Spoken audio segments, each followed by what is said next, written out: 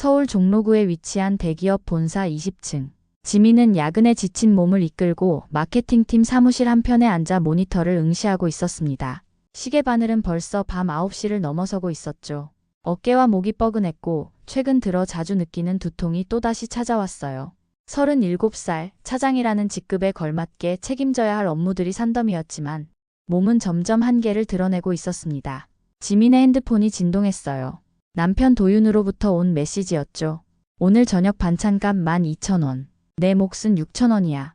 지민은 한숨을 내쉬며 메시지를 확인했습니다. 결혼 7년 차 도윤과의 생활은 늘 이런 식이었어요. 생활비부터 시작해서 외식비, 심지어 친구, 결혼식 축의금까지 모든 것을 반반씩 나누어 부담하는 것이 그들 부부만의 원칙이었죠. 집으로 돌아가는 지하철 안에서 지민은 창밖을 바라보며 생각에 잠겼습니다. 도윤은 공무원 출신답게 규칙적이고 체계적인 성격의 소유자였어요. 처음 만났을 때는 그런 점이 매력적으로 느껴졌죠.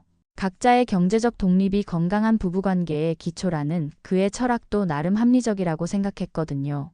하지만 시간이 지나면서 그 합리성 뒤에 숨어있는 차가움을 점점 더 선명하게 느끼게 되었습니다. 아파트 현관문을 열고 들어서니 도윤이 거실 테이블에 앉아 가계부를 정리하고 있었어요. 지민을 보자마자 그는 계산기를 들어보이며 말했죠. 오늘 마트에서 생필품 샀어. 내 몫은 23,000원이야. 카드로 긁을까? 아니면 현금으로 줄까? 지민은 지갑에서 돈을 꺼내 건네주면서도 마음 한편이 씁쓸했습니다. 부부 사이인데 이렇게까지 철저하게 계산해야 하나 싶은 생각이 들었거든요. 저녁을 먹으며 지민은 조심스럽게 말을 꺼냈어요. 여보, 나 요즘 너무 피곤해서 회사 그만둘까 생각 중이야. 도윤의 젓가락이 멈췄습니다. 그는 지민을 빤히 쳐다보더니 비웃는 듯한 표정을 지었죠. 그러면 집세는 어떻게 하고 생활비는 누가 돼? 돈 못 벌 거면 그냥 집 나가라. 그 말에 지민의 가슴이 철렁 내려앉았어요. 7년을 함께 산 남편이 건네는 말이라고는 믿기 어려웠죠. 밤늦게 침실에 누워서도 지민은 잠을 이루지 못했습니다. 옆에서 코를 고는 도윤을 바라보며 복잡한 감정이 밀려왔어요. 사랑했던 사람, 평생을 함께하겠다고 약속했던 사람이 이렇게 차갑게 변할 수 있는 걸까요? 결혼 전 도윤은 지민의 건강을 누구보다 걱정해주던 사람이었는데 이제는 오로지 돈벌이만 중요하게 생각하는 것 같았습니다. 한 달 후 지민은 결국 회사에 사직서를 제출했어요. 몸의 신호를 더 이상 무시할 수 없었거든요. 건강검진 결과 만성피로와 스트레스성 위염 진단을 받았고 의사는 충분한 휴식을 권했습니다. 하지만 집으로 돌아와 도윤에게 퇴사 소식을 전했을 때 그의 반응은 예상했던 것보다 훨씬 냉담했죠. 내 건강은 내 문제야. 나한테 경제적 부담 떠넘기지 마. 도윤은 냉장고에서 맥주를 꺼내며 말했어요. 지민은 어이가 없었습니다. 부부라면 서로 아플 때 돌봐주고 힘든 시기를 함께 견뎌나가는 것이 당연하다고 생각했는데 도윤에게는 그런 개념이 아예 없는 것 같았거든요. 다음 날부터 도윤의 압박이 시작되었어요. 구직 사이트 링크를 메신저로 보내는 것은 기본이고 심지어 알바 공고까지 찾아서 전송했죠. 집에서 노는 건 기생충이야. 빨리 일자리 구해. 그런 메시지들이 하루에도 몇 번씩 날아왔어요. 지민은 휴식이 필요한 상황인데도 마음 편히 쉴 수가 없었습니다. 그런데 한 달쯤 지났을 때 예상치 못한 일이 벌어졌어요. 도윤이 근무하던 구청에서 구조조정이 단행된 거죠. 어느 날 저녁 도윤이 평소보다 일찍 집에 들어왔습니다. 얼굴이 사색이 되어 있었어요. 지민아. 도윤의 목소리가 떨리고 있었죠. 나 명예퇴직 대상자에 포함됐어. 지민은 거실 소파에 앉아 커피를 마시고 있었어요. 도윤의 말을 들은 후에도 표정 하나 변하지 않았습니다. 오히려 여유롭게 커피 한 모금을 더 마시고는 조용히 말했죠. 그래서 내 돈으로 살겠다는 거야? 도윤이 당황한 표정으로 지민을 바라봤어요. 우리 부부잖아. 서로 도와야지. 도와야 한다고? 지민의 목소리에 차가운 기운이 실렸습니다. 내가 아플 때는 기생충이라고 했으면서 도윤이 할 말을 잃었어요. 자신이 한 말들이 고스란히 되돌아오는 상황이었거든요. 지민은 계속해서 말했습니다. 미안한데 난 그럴 생각 없어. 각자 살자고 했잖아. 그날 밤 도윤은 잠을 이루지 못했어요. 지민은 평소와 다름없이 침실에서 책을 읽으며 시간을 보냈죠. 두 사람 사이에는 묵직한 침묵이 흘렀습니다. 도윤은 그제서야 자신이 얼마나 이기적이었는지 깨닫기 시작했어요. 하지만 이미 늦어버린 것 같았죠. 도윤의 구직 활동이 시작되었어요. 41살의 나이에 새로운 직장을 찾는다는 것은 생각보다 훨씬 어려운 일이었죠. 공무원 생활에만 익숙해진 그에게 민간 기업의 치열한 경쟁은 낯선 세계였습니다. 이력서를 수없이 넣어도 면접 기회조차 얻기 어려웠어요. 한편 지민은 여전히 집에서 휴식을 취하며 몸을 회복하고 있었습니다. 도윤이 면접 준비로 바쁘게 움직이는 동안 지민은 조용하게 자신만의 계획을 세우고 있었어요. 외국계 기업 몇 곳에 이력서를 넣어둔 상태였죠. 아직 도윤에게는 알리지 않았지만 말이에요. 2달이 지나도 도윤은 변변한 일자리를 구하지 못했어요. 면접을 보러 다니는 교통비, 정장 클리닝비 등으로 돈은 계속 나가고 있었죠. 통장 잔고가 바닥을 드러내기 시작했습니다. 처음에는 자존심 때문에 지민에게 도움을 요청하기 어려워했지만 상황이 심각해지자 결국 무릎을 꿇을 수밖에 없었어요. 지민아, 미안해. 내가 너무 이기적이었어. 도윤이 거실 바닥에 무릎을 꿇고 말했습니다. 우리 부부잖아. 힘든 시기니까 서로 도우면서 살자. 지민은 소파에 앉아 도윤을 내려다보고 있었어요. 예전 같으면 남편이 이렇게 나오면 마음이 약해져서 용서해줬을 거예요. 하지만 이번만큼은 달랐죠. 지민은 조용히 일어나서 안방으로 들어갔어요. 잠시 후 손에 무언가를 들고 나왔습니다. 그것은 은행 통장이었죠. 도윤의 이름으로 만들어진 적금 통장이었어요. 도윤이 고개를 들어 지민을 바라봤습니다. 이게 뭐야? 당신 이름으로 만든 적금이야. 지민의 목소리는 여전히 차분했어요. 결혼한 지 7년 동안 내가 더치페이로 낸 돈에서 조금씩 빼서 모은 거예요. 도윤이 통장을 받아들었습니다. 잔액을 확인하는 순간 그의 눈이 커졌어요. 3억 5천만 원. 상상도 못했던 큰 금액이었죠. 지민이 계속 말했습니다. 매달 내가 가계부 들이밀며 반반씩 계산할 때마다 난 내 몫을 정확히 냈어. 그리고 남은 내 돈에서 조금씩 모았지. 이건 내 힘으로 모은 돈이야. 통장을 도윤 앞 테이블에 툭 던지며 지민이 물었어요. 그런데 넌 그동안 뭐 했지? 도윤은 통장을 손에 쥔 채 말문이 막혔어요. 3억 5천만 원이라는 거액도 놀라웠지만 더 충격적인 것은 지민이 결혼 생활 내내 이런 계획을 세우고 있었다는 사실이었죠. 자신은 아내가 투명하게 모든 것을 공개하고 있다고 생각했는데 실제로는 지민이 훨씬 더 치밀하고 현실적이었던 거예요. 이건 사기야. 도윤이 갑자기 소리를 질렀습니다. 결혼해서 몰래 돈을 모으다니 이게 말이 돼? 하지만 지민은 전혀 동요하지 않았어요. 오히려 냉정한 표정으로 도윤을 바라보며 말했죠. 사기? 내 돈 모으는 게 왜 사기야? 당신이 그렇게 좋아하는 독립 아니야? 도윤은 배신감에 사로잡혔어요. 그동안 자신이 가계부를 관리하고 지출을 통제하면서 경제권을 쥐고 있다고 생각했는데 실상은 정반대였던 거죠. 지민이 진짜 경제력을 가진 사람이었고 자신은 그저 겉담기식으로 더치페이만 고집했던 거예요. 나도 그동안 노력했어. 도윤이 억울하다는 듯 소리쳤습니다. 공무원으로 성실하게 일했고 우리 생활비도 반반 부담했잖아. 지민이 비웃었어요. 노력? 반반이었잖아. 너 노력한 만큼만 가져가면 돼. 차가운 목소리로 지민이 계속했습니다. 내가 아플 때 기생충이라고 했지? 이제 진짜 기생충이 누군지 알겠네. 도윤은 급하게 변명을 늘어놓기 시작했어요. 그때는 내가 잘못 생각했어. 미안해. 우리 다시 시작하자. 하지만 지민의 표정은 이미 굳어 있었죠. 다시 시작? 지민이 고개를 저었습니다. 당신이 원한 건 독립이었잖아. 이제 정말로 독립해줄게. 그날 밤 도윤은 거실 소파에서 잠을 청했어요. 침실에서는 지민이 무언가를 준비하는 소리가 들렸죠. 서류를 정리하는 소리, 프린터 돌아가는 소리. 도윤은 불안한 마음에 잠들지 못했습니다. 무언가 돌이킬 수 없는 일이 벌어지고 있다는 예감이 들었거든요. 다음 날 아침, 지민은 평소와 다름없이 아침 식사를 준비했어요. 하지만 식탁에는 밥과 반찬 외에 다른 것이 놓여 있었습니다. 하얀 봉투 하나였죠. 도윤이 조심스럽게 봉투를 열어보니 이혼 서류가 들어있었어요. 도윤의 손이 떨렸어요.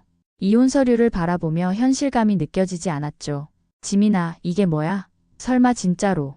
지민은 여전히 침착했습니다. 아침밥을 먹으며 마치 일상적인 대화를 나누는 것처럼 말했어요. 7년 동안 당신이 원한 게 바로 이거잖아. 각자 벌어서 각자 살기. 하지만 우린 부부야.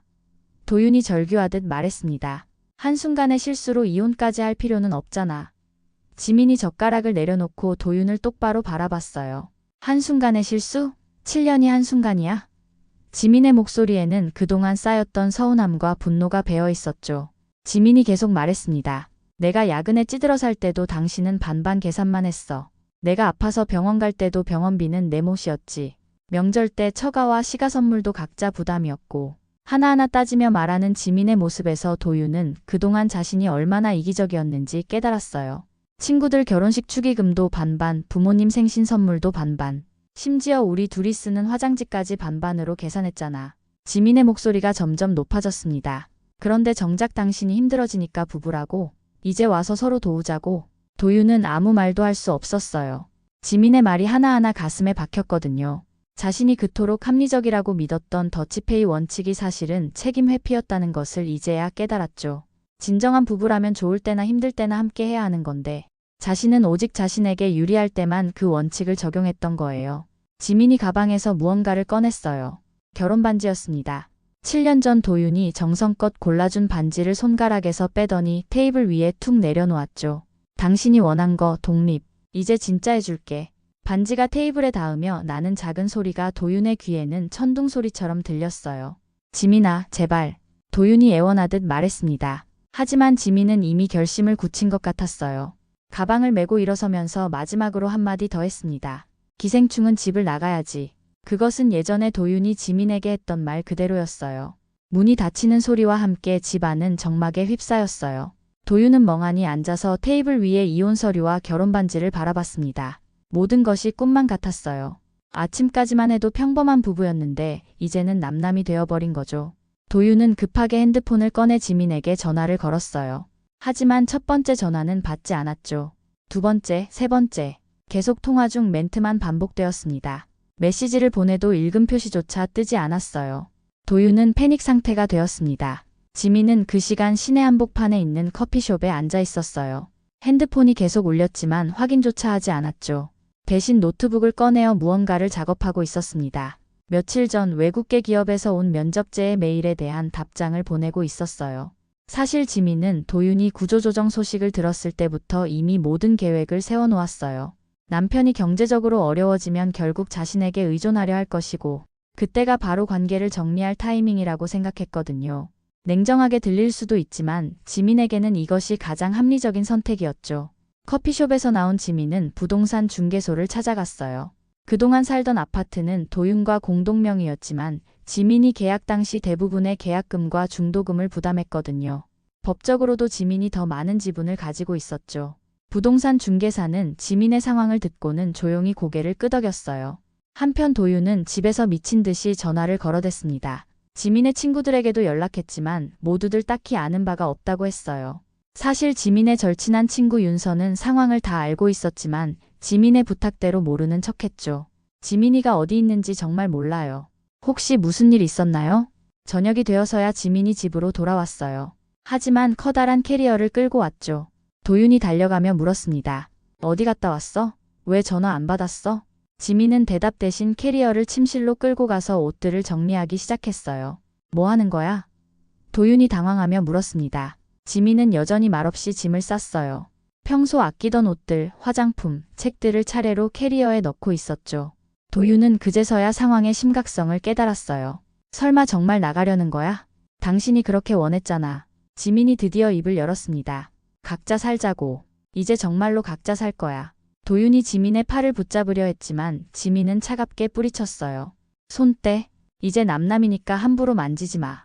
지민이 짐을 다 싸고 현관으로 향했을 때 도윤이 마지막으로 애원했습니다. 지민아, 정말 이럴 거야? 우리 7년을 함께 산 사이인데. 지민이 문 앞에서 멈춰 서서 뒤를 돌아봤어요. 그 눈빛에는 더 이상 온정이나 미련이 남아있지 않았죠. 7년? 지민이 쓴웃음을 지었습니다. 7년 동안 당신은 한 번도 진짜 남편 역할을 한 적이 없어. 룸메이트였지 남편이 아니라. 그 말에 도윤의 가슴이 무너지는 것 같았어요. 지민의 말이 맞았거든요. 자신은 정말로 남편이 아니라 그저 한 집에 사는 룸메이트처럼 행동해왔죠. 내가 몸이 아플 때도 힘들 때도 당신은 오직 돈 이야기만 했어. 지금도 마찬가지고. 지민이 계속 말했습니다. 당신이 실직했을 때 내가 같은 말했다면 어땠을까? 기생충이라고 집 나가라고 했다면? 도윤은 할 말이 없었어요. 지민이 손잡이에 손을 올렸을 때 도윤이 마지막으로 소리쳤습니다. 그럼 그 돈은? 3억 5천만 원은 어떻게 할 거야? 지민이 고개를 돌려 차가운 시선으로 도윤을 바라봤어요. 당신 이름으로 된 통장이니까 당신이 쓰세요. 하지만 그게 내 돈이라는 건 잊지 마요. 이혼 성립되면 재산분할 소송 걸 거야. 도윤이 절망적으로 외쳤습니다. 하지만 지민은 이미 모든 것을 계산해 놓고 있었어요. 좋아요. 그럼 당신도 변호사 선임하세요. 내가 그동안 더치페이로 낸 모든 영수증이 다 있거든요. 재산 형성 기여도를 따져보죠. 3개월 후 서울 강남구에 위치한 외국계 컨설팅 회사 40층 사무실. 지민은 새로 입사한 회사의 넓고 현대적인 사무실에서 업무를 보고 있었어요. 창밖으로는 한강이 한눈에 내려다 보였고 멀리 남산타워까지 보였죠. 예전 직장보다 훨씬 좋은 환경이었고 연봉도 상당히 높아졌습니다. 지민의 새로운 직책은 시니어 컨설턴트였어요. 그동안 쌓아온 경험과 능력을 인정받아서 입사 첫날부터 중요한 프로젝트를 맡게 되었죠. 동료들도 지민의 전문성을 높이 평가했고 무엇보다 일하는 환경 자체가 훨씬 자유롭고 창의적이었어요. 퇴근 시간이 되자 지민은 간단히 정리를 하고 엘리베이터를 탔습니다. 40층에서 1층으로 내려가는 동안 하루를 되돌아보며 만족스러운 미소를 지었어요. 예전에는 야근이 일상이었지만 이곳에서는 효율적인 업무 처리를 중시해서 정시 퇴근이 가능했거든요. 무엇보다 자신의 능력을 제대로 인정받는다는 느낌이 좋았습니다. 회사 로비를 나와 지하철역으로 향하던 중 지민의 핸드폰이 진동했어요. 화면을 보니 도윤이라는 이름이 떠 있었죠. 지민은 잠시 멈춰서서 화면을 바라봤습니다. 부재중 전화 표시를 보니 벌써 32통째였어요. 며칠째 계속되는 일이었죠. 지민은 별다른 감정 없이 그 알림을 삭제했습니다. 이미 모든 것이 정리된 상황이었거든요. 이혼 소송도 지민에게 압도적으로 유리하게 진행되고 있었어요. 도윤이 그토록 자신 있어 했던 재산 분할 요구도 오히려 지민의 경제적 기여도만 더 명확하게 드러내는 결과를 가져왔죠. 지하철을 타고 새로 이사한 원룸으로 향했어요. 예전 아파트보다는 작았지만 온전히 자신만의 공간이라는 점이 무엇보다 소중했습니다. 아무에게도 간섭받지 않고 가계부 검사도 받지 않고 자유롭게 살 수 있는 공간이었거든요. 집에 도착해서 간단한 저녁을 준비하며 지민은 창밖을 내다봤어요. 작은 원룸이지만 뷰는 나쁘지 않았죠. 멀리 한강이 보였고 저녁 노을이 아름답게 물들어가고 있었습니다. 이런 평온한 순간들이 지민에게는 그 어떤 것보다 값진 것이었어요. 핸드폰을 확인해보니 친구 윤서에게서 메시지가 와 있었어요. 오늘 회사 어땠어? 적응 잘 되고 있지? 지민은 미소를 지으며 답장을 보냈습니다. 완전 좋아. 정말 잘한 선택인 것 같아. 윤서는 지민의 이혼 과정을 처음부터 끝까지 지켜본 사람이었죠. 저녁을 먹고 나서 지민은 거실 작은 소파에 앉아 차를 마시며 하루를 마무리했어요. 조용하고 평화로운 시간이었습니다. 예전에는 이 시간에 도윤이 가계부를 들고 와서 오늘 지출 내역을 체크하곤 했는데 이제는 그런 스트레스가 전혀 없었거든요. 침대에 누워서 지민은 천장을 바라보며 생각에 잠겼어요. 결혼 7년 그리고 이혼 후 3개월. 처음에는 혼자 사는 것이 낯설기도 했지만 이제는 이 자유로움이 너무 소중하게 느껴졌습니다. 더치페이라는 이름으로 포장된 이기심, 파트너십이라는 미명하에 숨겨진 무책임함에서 벗어날 수 있어서 정말 다행이었어요. 마지막으로 핸드폰을 확인했을 때 도윤으로부터 온 메시지들이 또 쌓여 있었어요. 지민아, 제발 한 번만 만나자. 내가 잘못했어. 다시 시작하자. 그 돈 다 줄게. 돌아와 같은 내용들이었죠. 지민은 그것들을 하나하나 삭제하며 조용히 중얼거렸습니다. 더치페이? 이젠 내 인생도 내 몫으로 살겠다. 밤이 깊어가며 도시의 불빛들이 하나둘 꺼져갔어요. 지민은 편안한 마음으로 잠에 들었습니다. 내일 아침에는 또 다른 새로운 하루가 기다리고 있을 거예요. 아무에게도 구속받지 않는 온전히 자신만의 삶이 말이죠.